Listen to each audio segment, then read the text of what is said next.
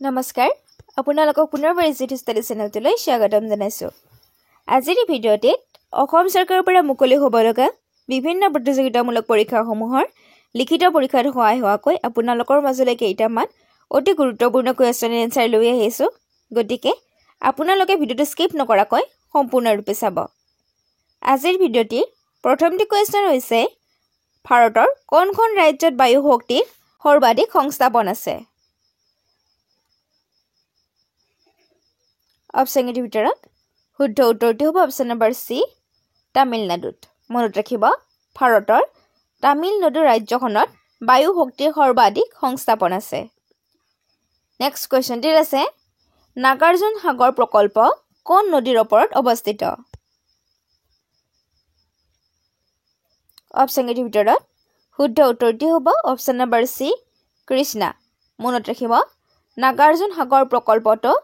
কৃষ্ণা নদীৰ ওপৰত অৱস্থিত নেক্সট কুৱেশ্যনটি আছে মানস সৰোবৰ হ্ৰদটো ক'ত অৱস্থিত অপশ্যন এৰ ভিতৰত শুদ্ধ উত্তৰটো হ'ব অপশ্যন নম্বৰ সি কৈলাশ ৰেঞ্জৰ ওপৰত নেক্সট কুৱেশ্যনটি আছে অসম প্ৰদেশ কংগ্ৰেছ কমিটিৰ প্ৰথম সভাপতি কোন আছিল অপশ্যন এৰ ভিতৰত শুদ্ধ উত্তৰটো হ'ব option number B Kuladhar Chaliha মনত ৰাখিব অসম প্ৰদেশ কংগ্ৰেছ কমিটিৰ প্ৰথম গৰাকী সভাপতি হৈছে কুলধৰ চলিহা নেক্সট কুৱেশ্যনটি আছে অসম প্ৰদেশ কংগ্ৰেছ কমিটি কেতিয়া প্ৰতিষ্ঠা কৰা হৈছিল অপশ্যন এৰ ভিতৰত শুদ্ধ উত্তৰটো হ'ব অপশ্যন নম্বৰ এ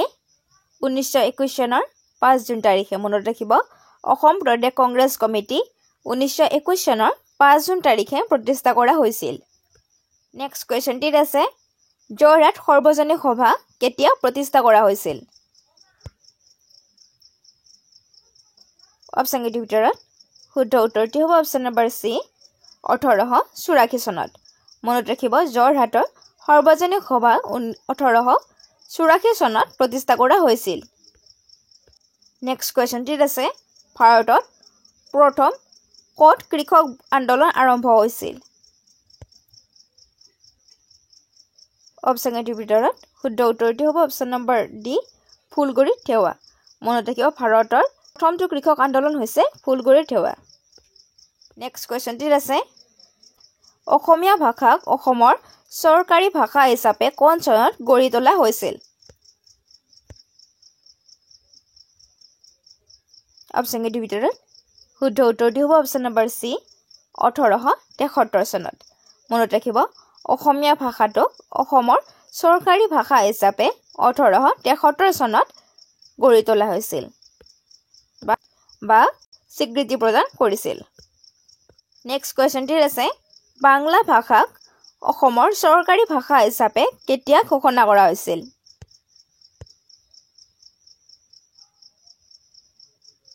অপশ্যন এৰ ভিতৰত শুদ্ধ উত্তৰটো হ'ব অপশ্যন নম্বৰ বি 1836 চনত মনত ৰাখিব 1836 চনত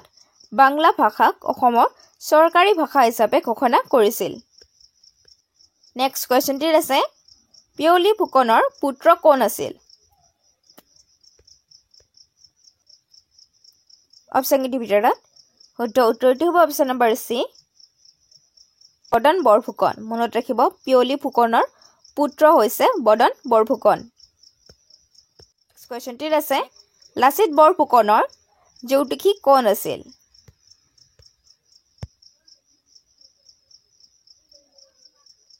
অপশ্যন এৰ ভিতৰত শুদ্ধ উত্তৰটো হ'ব অপশ্যন নম্বৰ ডি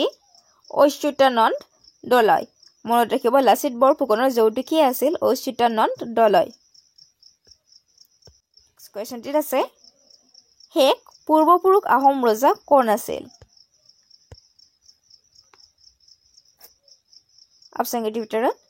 শুদ্ধ উত্তৰটো হ'ব অপশ্যন নম্বৰ বি চুহুংমুং মনত ৰাখিব শেষ পূৰ্বপুৰুষ আহোম ৰজা হৈছে চুহুংমুং কুৱেশ্যনটি আছে উত্তৰ পূব ভাৰতৰ প্ৰথম প্ৰশাসক কোন আছিল যিয়ে ভূমি জৰীপ প্ৰৱৰ্তন কৰিছিল অৰ্থাৎ কোন গৰাকী আহোম ৰজাই ভূমি জৰীপ প্ৰৱৰ্তন কৰিছিল অপশ্যনকেইটিৰ ভিতৰত শুদ্ধ উত্তৰটি হ'ব অপশ্যন নম্বৰ ডি গদাধৰ সিংহই মনত ৰাখিব গদাধৰ সিংহই ভূমি জৰী ব্যৱস্থাটো প্ৰৱৰ্তন কৰিছিল নেক্সট কোৱেশ্চনটি আছে ভাৰতৰ প্ৰথমবাৰৰ বাবে ফৰ্মুলা ই চেম্পিয়নশ্বিপৰ আয়োজন কোনখন চহৰত হৈছিল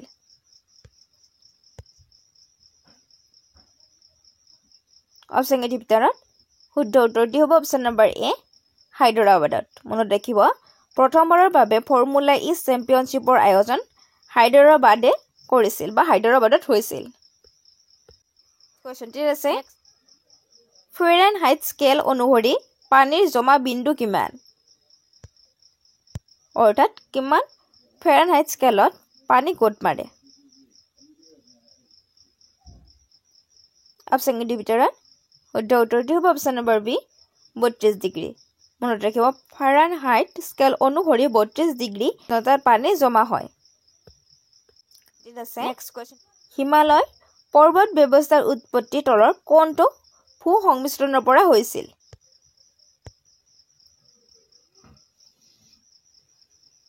অপশ্যনকেইটিৰ ভিতৰত শুদ্ধ উত্তৰটি হ'ব অপশ্যন নম্বৰ এ টেথিছ জিঅ'চিংকলাইন মনত ৰাখিব হিমালয় পৰ্বত ব্যৱস্থাৰ উৎপত্তি টেথিছ জিঅ'চিংকলাইন ভূ সংমিশ্ৰণৰ পৰা হৈছিল ভাৰতবৰ্ষৰ গ্ৰাহক সুৰক্ষা আইন কেতিয়া বলবৎ কৰা হৈছিল অপশ্যনকেইটিৰ ভিতৰত শুদ্ধ উত্তৰটি হ'ব অপশ্যন নম্বৰ বি 1987 চনত মনত ৰাখিব গ্ৰাহক সুৰক্ষা আইন 1987 চনত বলবৎ কৰা হৈছিল নেক্সট কুৱেশ্যনটি আছে কোন ঘটনাৰ পিছত অসমত আহোম শাসনৰ অন্ত পৰিছিল অপশ্যনকেইটিৰ ভিতৰত শুদ্ধ উত্তৰটি হ'ব অপশ্যন নম্বৰ চি মানৰ আক্ৰমণ মনত ৰাখিব মানৰ আক্ৰমণৰ পাছত অসমত আহোম শাসনৰ অন্ত পৰিছিল কোন চনত অসম সৰ্বশিক্ষা অভিযান মিছন স্থাপনা কৰা হৈছিল কোন চনত অসম সৰ্বশিক্ষা অভিযান মিছন স্থাপন কৰা হৈছিল অপশ্যনকেইটিৰ ভিতৰত শুদ্ধ উত্তৰটি হ'ব অপশ্যন নম্বৰ চি 2001 চনত মনত ৰাখিব 2001 চনত অসম সৰ্বশিক্ষা অভিযান মিছন স্থাপন কৰা হৈছিল নেক্সট কুৱেশ্যনটি আছে নামদফা ৰাষ্ট্ৰীয় উদ্যান ক'ত অৱস্থিত অপশ্যনকেইটিৰ ভিতৰত শুদ্ধ উত্তৰটি হ'ব অপশ্যন নম্বৰ বি অৰুণাচল প্ৰদেশত মনত ৰাখিব নামদফা ৰাষ্ট্ৰীয় উদ্যান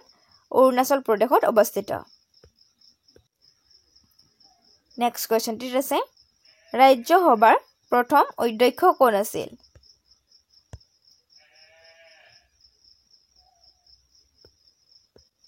অপশ্যনকেইটিৰ ভিতৰত শুদ্ধ উত্তৰটি হ'ব option number D doctor Sarvepalli Radhakrishna মনত ৰাখিব ৰাজ্যসভাৰ প্ৰথম অধ্যক্ষ আছিল ডক্টৰ সৰ্বপল্লী ৰাধাকৃষ্ণ নেক্সট কুৱেশ্যনটি আছে ভাৰত ৰত্ন বঁটা প্ৰাপ্ত কৰা প্ৰথম বিদেশী কোন অপশ্যনকেইটিৰ ভিতৰত শুদ্ধ উত্তৰটি হ'ব অপশ্যন নম্বৰ চি খান আব্দুল গফৰ খান মনত ৰাখিব ভাৰত ৰত্ন বঁটা প্ৰাপ্ত প্ৰথম বিদেশী গৰাকী হৈছে খান আব্দুল গফৰ খান নেক্সট কুৱেশ্যনটিত আছে আহোম আৰু মোগলৰ মাজত শেষ যুদ্ধখন কিমান চনত সংঘটিত হৈছিল অপশ্যনকেইটিৰ ভিতৰত শুদ্ধ উত্তৰটি হ'ব অপশ্যন নম্বৰ ডি 1682 চনত মনত ৰাখিব আহোম আৰু মোগলৰ মাজত হোৱা শেষ যুদ্ধখন 1682 চনত সংঘটিত হৈছিল নেক্সট কুৱেশ্যনটিত আছে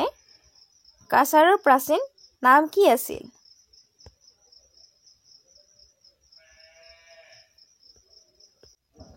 অপশ্যনকেইটিৰ ভিতৰত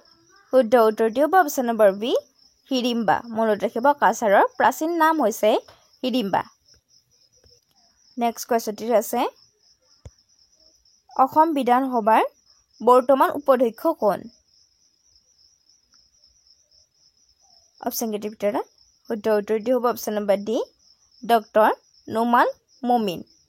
মনত ৰাখিব অসম বিধানসভাৰ বৰ্তমান উপাধ্যক্ষ গৰাকী হৈছে ডক্টৰ নোমান মমিন নেক্সট কুৱেশ্যনটিত আছে মানস সৰোবৰ হ্ৰদটি ক'ত অৱস্থিত অপশ্যনকেইটিৰ ভিতৰত শুদ্ধ উত্তৰটি হ'ব অপশ্যন নম্বৰ চি কৈলাশ ৰেঞ্জত মনত ৰাখিব মানস সৰোবৰ হ্ৰদটো কৈলাশ ৰেঞ্জত অৱস্থিত